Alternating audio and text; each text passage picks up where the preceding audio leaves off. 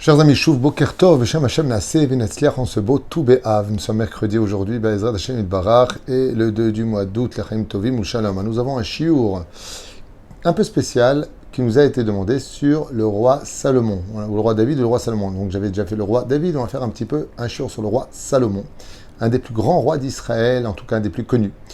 Cours acheté par Vanessa Sarfati Ayekara Bracha Revacha Vatsacha pour Tou Be'av, anniversaire de son mari. C'est 50 ans, David Salomon ben Moshe, l'Ominastam qu'on a pris le roi Salomon. Be'ezrat Hashem Yitbarach, Shakadosh Baruch Hu Yivarech Otra David Salomon ben Moshe, de la part de ton épouse, qui va avoir justement un cours pour toi.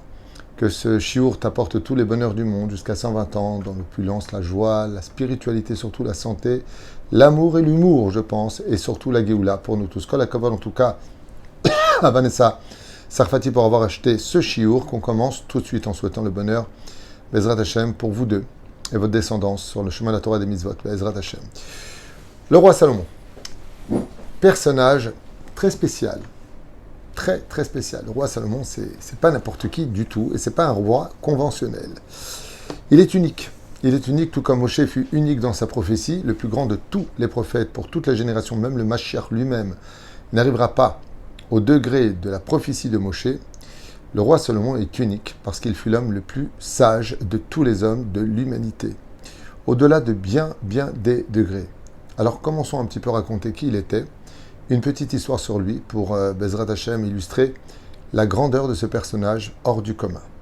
Le roi Salomon, Baruch Hashem, fils du roi David et de Bathsheba, une des épouses du roi David s'appelait Bathsheba, qui était une des femmes les plus intelligentes de toutes les femmes d'Israël. Elle mettait aussi les téphilines le matin. Elle fait partie des rares femmes, il n'y en a pas eu beaucoup. On dit les filles de Rashi, Brouria, Bathsheba, il n'y en a pas eu beaucoup qui ont mis les téphilines. Mais quand on aura leur niveau, on pourra peut-être faire la même chose. En attendant, les femmes ne mettent pas les téphilines, que ce soit clair. Il est né en 2912 ans après la Briat Haolam, la création du monde. Dans la ville de Jérusalem, le roi Salomon a vu le jour. Il n'a pas vécu longtemps. Juste 52 ans, à l'image d'ailleurs du prophète Samuel, qui n'a vécu que 52 ans, et il a été uniquement roi pendant 40 ans. En fin de compte, le même temps d'année de règne que le roi David, son père. Le roi David a été 40 ans roi d'Israël, de 30 ans à 70 ans, et le roi Salomon, de l'âge de 12 ans à 52 ans, roi d'Israël. Quoique, il y a eu des embûches comme cette année où il va être renvoyé du trône par le roi des démons, Ashmadaï, comme l'Udrashim, le loup, l'enseigne.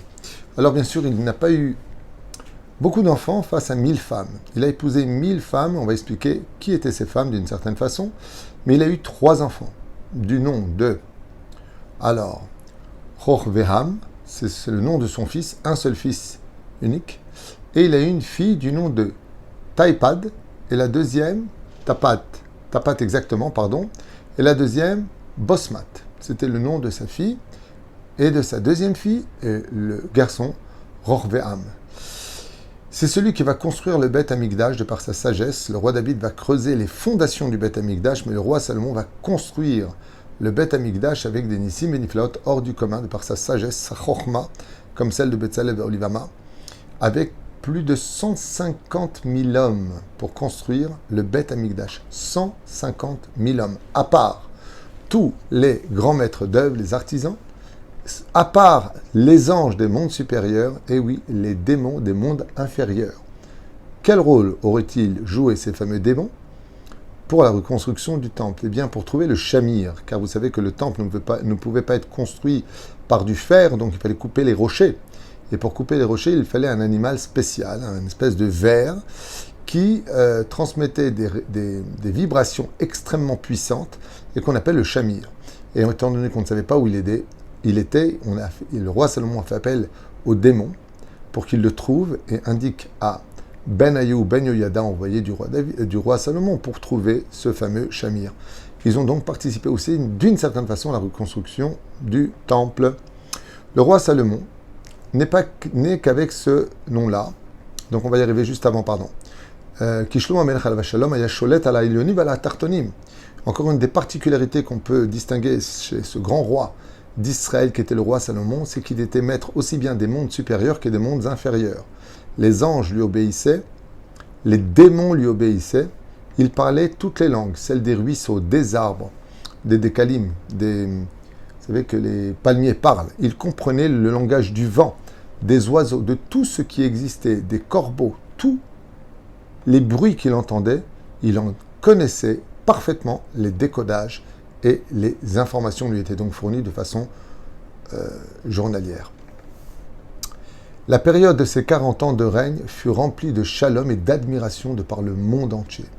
Beaucoup de souverains auraient rêvé d'être les rois du monde, mais en soumettant par la menace de la bombe atomique ou des attaques nucléaires ou des attaques économiques bien des pays. Le roi Salomon est le seul roi de l'histoire pour lequel les pays se sont retrouvés, voire méritant de servir le roi Salomon. Du monde entier, les rois et les reines venaient se prosterner devant lui, qu'on trouvait une espèce de mérite de « Hey, moi, le roi de tel pays, j'ai eu le mérite de parler avec le roi Salomon, et j'ai même le mérite de verser des taxes. » Je ne sais pas si vous comprenez. En général, on se révolte quand on paye des taxes. Mais quand il revenait dans les royaumes, eh bien, chaque roi se vantait d'avoir quelque chose à participer avec cet homme hors du commun qui était Hameler Shlomo. L'admiration était au rendez-vous aux yeux de tous les rois. Ce que je vous ai noté, chers amis, c'est un condensé de beaucoup de midrashim en quelques phrases à chaque fois pour avancer. Il fait partie des 4 personnages à avoir été nommés avant sa propre naissance, comme c'est marqué aussi dans Divrei Hayamim, et qui l'aura nommé le prophète Nathan va dire et annoncer au roi David qu'il attendra un fils et qu'il faudra l'appeler Shlomo. Donc ce n'est pas un nom choisi par les parents, car les parents lui ont choisi par contre 6 autres noms, et je vous les donne dès maintenant. Le premier nom qui fut choisi pour le roi Salomon était en réalité Yedidia, qui veut dire l'ami de Dieu. C'était le nom que Bathsheba elle-même avait choisi pour son fils. Mais étant donné que le prophète Nathan est venu le dire au roi David, alors ils le nommèrent ensuite David. Ensuite, troisième nom qu'ils lui ont donné, c'est Kohelet, d'où son œuvre. Ensuite, Agour. Ensuite, Yaké.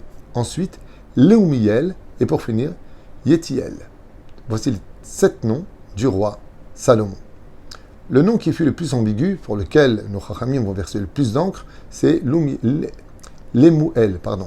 Et Lemuel, eh bien, fut un nom qui, d'un côté, fut critiqué, parce qu'on dit que le roi David, malheureusement, le jour de l'inauguration du Beth Amikdash, la veille, il s'était marié avec la fille de Pharaon, qui elle-même, petite maline, eh bien, s'était préparée à faire tomber le roi Salomon et de le garder au lit, à vivre des moments de plaisir, au lieu d'aller inaugurer les portes du Beth Amikdash. Et donc, sa mère rentrera, puisque personne n'osait rentrer dans la chambre du roi, sa mère Bathsheba, avec une savate à la main, pour disputer son fils et lui ordonner de se lever immédiatement pour ouvrir les portes du Beth Amikdash. Parce que même quand on est roi, le respect des parents est toujours au rendez-vous. Et c'est pour ça qu'on l'appelle Léumiel, qui signifie Lama Lanu El. Pourquoi avoir un Dieu? Et ce nom-là a été vu de façon péjorative. Et d'autres disent que pas du tout, comme il a fait Tchouva, Zenemar le Shevach, Lanu El, qui veut dire nous avons Dieu. Donc voilà, ça a été vu comme ça, une petite parenthèse que les gens ne connaissent pas vraiment sur les noms du roi Salomon. Yedidia, Kohelet, Agour, Yaké, Léumiel et Yetiel, à part le roi Salomon lui-même. En épousant toutes les princesses, au nombre de 1000, le roi Salomon était un homme extrêmement pur.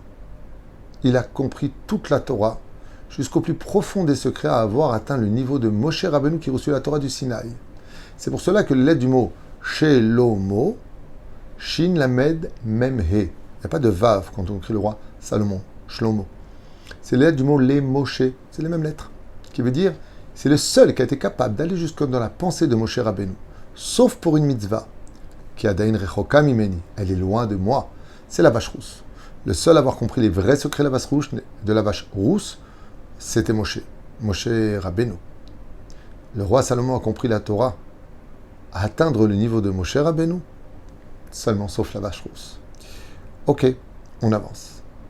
Ces 1000 princesses dont on parle, Chazal nous disent qu'on n'imagine pas une fraction de seconde que le roi Salomon était un homme à femme. Et tout celui qui ose ouvrir sa bouche sur un homme aussi pur que lui, aussi grand que lui, aussi proche de Dieu que lui, pour lequel Chazal nous disent que le roi David et Bathsheba se sont particulièrement purifiés pour avoir un enfant comme le roi Salomon.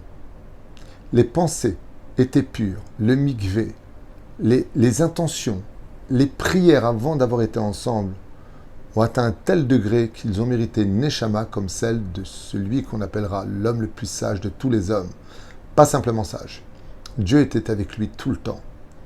D'oser dire que c'était un homme animal, un homme qui aimait les formes et un homme qui était plongé dans la bêtise de ce monde est une insulte et cette personne-là rendra des comptes. Ce sont comme tous ces mécréants de l'esprit qui ne comprennent rien à l'étude et qui ont conclu de par leurs conclusions personnelles que le roi David était homosexuel. Chas veshalom. L'homosexualité, chacun fait ce qu'il veut dans la vie. Il y a le libre arbitre, mais dans le judaïsme et la Torah, c'est considéré comme un très grave péché.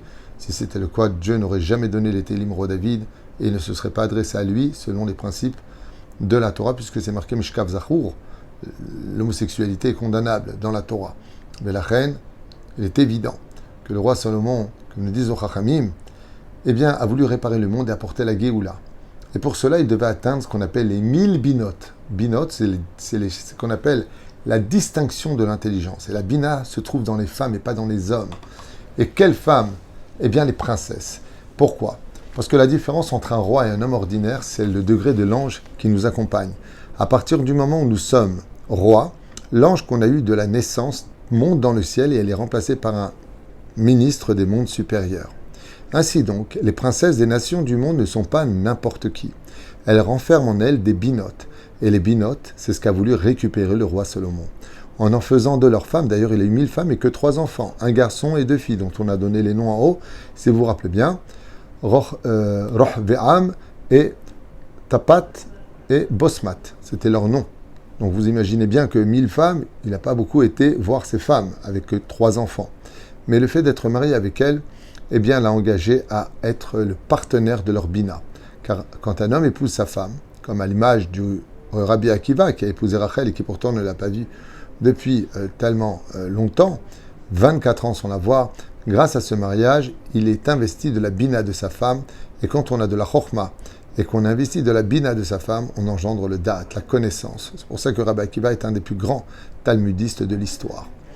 Oufrin, le roi Salomon avait voulu récupérer toutes les nitzotzot, toutes les étincelles qui étaient placées uniquement chez les princesses des souverains de cette époque, d'où le fait qu'il s'est marié avec 1000, et pourquoi pas 1001, parce qu'il n'y avait que 1000 binas à récupérer. Tout était fait de façon absolument magnifique. Très bien, on voit qu'on vraiment ne parle pas de n'importe qui. Tous les rois, vous savez, quand on parle même de Achashverosh, on dit qu'il était roi sur 127 provinces, mais ce n'était que la moitié du monde. Le roi Salomon a été vraiment le roi par excellence, qui a été le roi de tous les pays du globe de la terre, sans exception, selon nos Chachamim. Il faut retenir qu'à l'époque du roi Salomon, le shalom était présent dans toutes les maisons, grâce à lui, et que l'argent coulait à flot dans toutes les rues du pays d'Israël, à un tel point que la richesse était grande à l'époque du roi Salomon, que les rues étaient tout simplement investies par les soldats du roi, qui n'étaient pas là pour se battre, il y avait la paix, mais qui déposaient de l'or.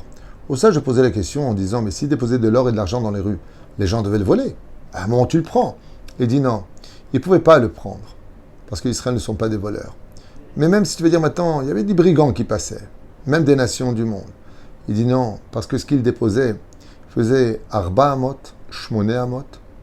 C'était des pièces d'or et d'argent qui étaient tellement lourdes qu'on ne pouvait pas les déplacer. Ils déposaient des socles de richesse dans chaque coin de rue. Ce qui fait que les gens ne se sentaient non seulement pas pauvres, mais dans une grande sécurité. Car chaque pays venait déposer au pied du roi Salomon son or et son argent comme étant un privilège. Ainsi, ce sera à la fin des temps, quand viendra le Melech HaMashiach, qui lui aura le niveau du roi Salomon, peut-être encore plus. Eh bien, les nations du monde, viendront se prosterner devant Israël, disent les Chachamim. La Torah, qui vivra, verra. Ok. Le roi Salomon s'est fait distinguer aussi par un objet qui a suscité énormément de curiosité, et ce pendant des décennies, son trône qui était unique. Avec un incroyable mécanisme que jamais, et ce jusqu'à aujourd'hui, personne n'a jamais été capable de comprendre. Fabriqué par le roi Salomon lui-même, au niveau des plans, pas au niveau de l'artisanat, pas au niveau de le faire, avec 72 lions, 72 aigles, des panthères, toutes sortes de choses incroyables. Incroyable. c'était très, très minutieux d'oser s'asseoir sur son siège. On raconte que Nabucodonosor, ou non plutôt que Achashverosh, a voulu se faire fabriquer le même siège à Shushan et qu'en montant sur le siège, il a perdu presque une jambe parce qu'il a été blessé. Car le trône du roi Salomon composait beaucoup de pièges et seul le roi Salomon lui-même savait exactement comment se placer pour monter sur ce trône. Un trône très spécial et qui a suscité l'admiration de tous les rois, voire les jalousies de tous les rois et les reines des pays qui le connaissaient. On raconte cette fameuse histoire de l'intelligence du roi Salomon. Le roi Salomon était jeune, il avait à peine 8 ans. Son père, le roi David, après être assis sur son trône, avait l'habitude d'aller au Bédine pour juger le peuple. Le roi David n'était pas que roi, il n'était pas que psalmiste, c'est-à-dire un poète divin, le Téhilim, c'était aussi un juge. Et l'histoire se passe comme cela. Dans le Khadar Ochel, dans la salle à manger, alors que les amis du roi David étaient en train d'attendre le roi pour manger, l'un d'eux qui avait tellement faim s'est bien mangé tout son plat. Et puis il ne s'est pas rendu compte, mais la faim était si grande chez lui qu'il a mangé absolument tout ce qu'il y avait dans son plat. Alors qu'on entendait les pas du roi David qui arrivait, il s'est rendu compte qu'il n'a pas attendu le roi avant de manger, chose qui a été considérée comme un manque de savoir-vivre et voire apte à une punition. Qu'est-ce qu'il a fait? Il se retourne vers un des ministres et il lui dit « Je t'en prie, donne-moi ton œuf, que je le mette dans mon plat. » Il lui dit « Pourquoi te donner mon œuf? Je n'en ai qu'un. » Il lui a dit « Prête-le-moi et je te le rendrai. » Il lui a dit « Très bien, mais à une condition. Je prends les 2 témoins qui sont en face de nous. » Il lui dit « Tout ce que tu veux, mais donne-le-moi vite. » Il lui dit « Non, écoute bien ce que je te dis. Je vais te prêter mon œuf et tu vas me le rendre avec toute la descendance qu'il aurait pu me donner. » Il regarde comme ça, il n'y a pas de problème. Ainsi donc, devant les témoins, il accepte. Il prend son œuf et il lui met dans son plat. Ainsi donc, le plat qui était vide se retrouve être au moins plein d'un œuf qui ne va pas susciter le regard du roi David. Le roi David s'assoit, il fait nitilat, et il dit « on peut manger ». Et lui, à ce moment-là, se met à manger l'œuf. Le lendemain, ce ministre vient voir celui à qui il a prêté l'œuf et il lui dit « Alors, j'ai fait la liste, tu me dois une fortune colossale. » Il lui dit « Comment ça, une fortune colossale ?» Il lui a dit « Je t'ai donné un œuf, cet œuf-là était voué à devenir une poule, qui aurait eu des poussins, qui aurait eu d'autres poussins, qui aurait eu d'autres poussins, et ce pendant au moins 10 ans, puis 15 ans, puis 20 ans. Donc maintenant, tu me dois au moins 1000 pièces d'or. » Il lui dit « Mais je t'ai emprunté qu'un œuf, je te rends un œuf, sinon va te faire cuire un œuf. » L'homme se met en colère et lui dit « Eh bien, allons devant le roi David. » Il accepte volontiers. Ils arrivent devant le roi David et le roi Salomon, vers 8-9 ans, est juste à côté du roi, son père, et il observe la scène. Et les témoins sont là. Effectivement, il s'est engagé à s'emprunter un œuf et avec toute la descendance qui en viendrait. Le roi David lui a dit « Je suis désolé pour toi, mais tu dois lui donner ces 1000 pièces d'or. » L'homme fut confus, abattu. Il dit quoi, pour un œuf, 1000 pièces d'or? Il lui dit, mais tu t'es engagé? Il y a des témoins. L'homme se mit à pleurer. Et le roi Salomon, aussi jeune était-il, vint le voir et lui dit, pleure pas, je vais t'arranger ça. Je vais te faire justice. Je lui dis, ah bon? Comment tu peux me faire justice? C'est vrai que j'ai accepté. Il lui dit, non, t'as rien à payer, t'inquiète pas. Je dis, mais comment c'est possible? Il dit, si tu fais ce que je te dis, tu paieras rien. Alors écoute mon conseil. Demain matin, mon père, vers les coups de 11h, va arriver au Beddin. Quand il va arriver sur le Beddin, au moment où il arrivera, cette nuit, tu vas prendre des fèves et tu vas les faire cuire bien comme il faut.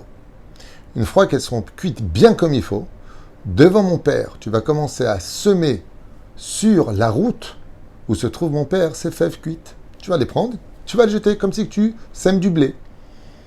Il lui dit, et alors? Il lui a dit, ne t'inquiète pas, fais juste ce que je te demande et mon père comprendra comment juger équitablement cette affaire. Très bien. Le lendemain, après avoir cuit des fèves et des fèves dans un grand seau, au moment où arriva le roi David dans son carrosse royal, il se mit en plein milieu de la route, pour bloquer donc l'accès au Beddin. Il prit des fèves cuites, il les sèma en plein milieu de la route. Le roi David observa et lui dit, mais qu'est-ce que tu fais? Il lui dit, ben, je sème des fèves. Le roi David descendit de son carrosse et observa et lui dit, mais tu jettes des fèves cuites, mais des fèves cuites ne peuvent rien faire pousser. Et à ce moment-là, l'homme compris lui dit, et un œuf cuit ne peut pas donner de poule qui donnera des poussins.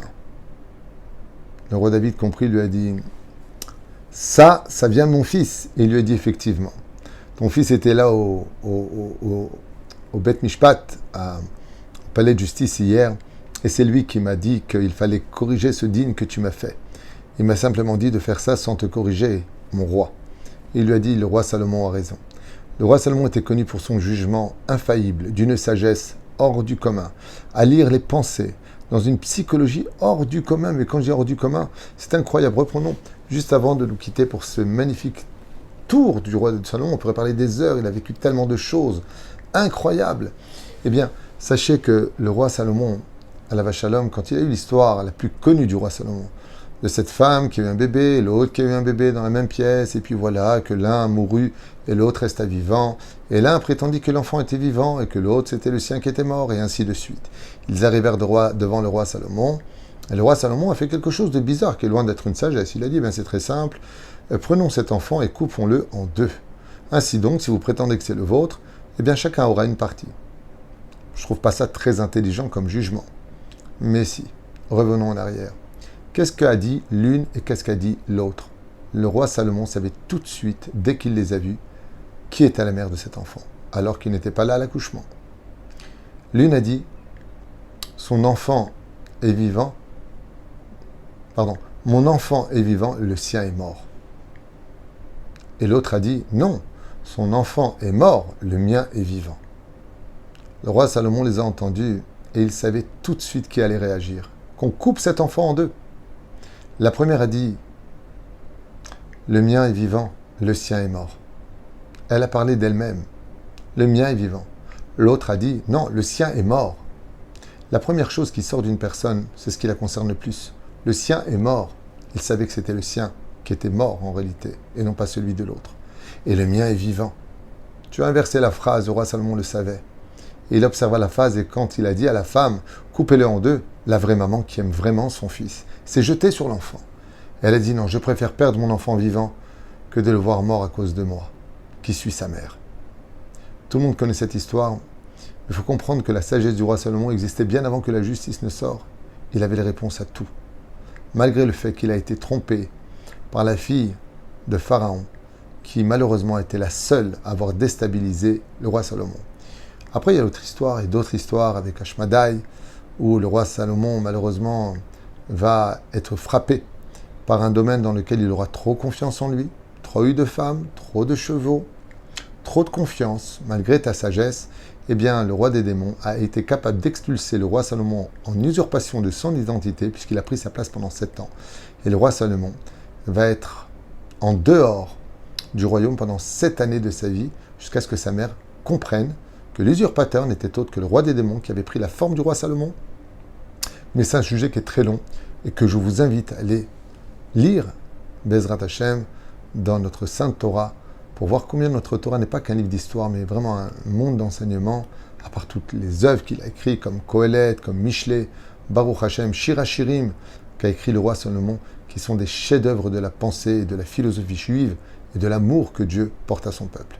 Shniskel mitzvot, Masim Tovim, Yom Uledet Sameach. J'espère que ce shiur, en tout cas, vous aura apporté beaucoup de joie. C'était sympathique, en tout cas. Voilà ce que j'avais noté brièvement et à toute vitesse. Je suis racheté par Vanessa Sarfati Ayekara, Shem Varech Otar Tzadika, pour Tou B'Av, aujourd'hui, pour l'anniversaire des 50 ans de David Salomon Ben Moshe.